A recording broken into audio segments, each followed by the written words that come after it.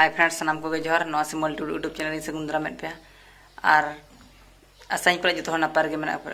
तब गाते को जहाँ को जुदी नवा चैनल बन नवा गया एनखान लाइक शेयर सब्सक्राइब पे हिन तबना और गाते को तेहन दो मिट्टी माने फ्लिपकार्ट ते मिट्टी जिनिस ऑर्डर हुई कान तबना हेसे और नवा भितर रे चेत मेना तबना हेसे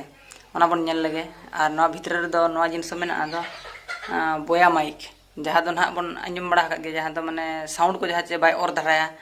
मोबाइल को तबन वीडियो कैमरा खान अदो ओना भितर रे जहाँ मेना ओना गेबन नेल उतर लगे को नय पे नेल गे तबना हेसे ना भितर रे चेत मेना हेचे अदो बन नेल उतर लगे हेचे ना पे नेल गे तबना हेसे देखना बोया माइक हेचे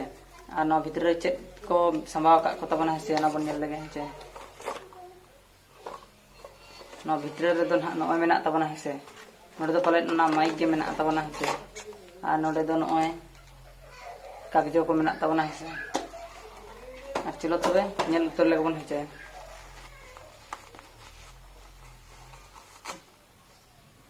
ठीक है ना भितर रे चेत हो बनु तबना हेसे और नय पे नेल गे तबना हेचे ना दो ओना बोया माइक कान तबना और नवा ते दो वीडियो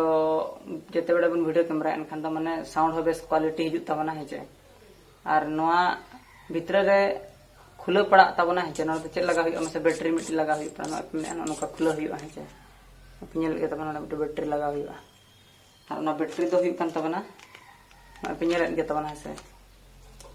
ना बैटरी दो ना लगा हुई तबना हेचे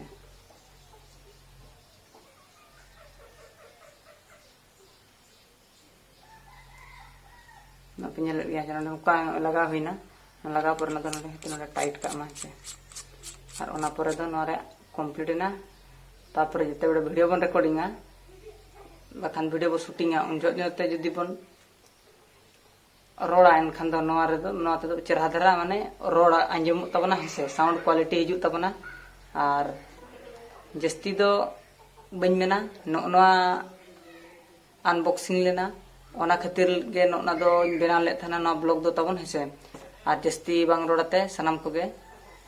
जोहार।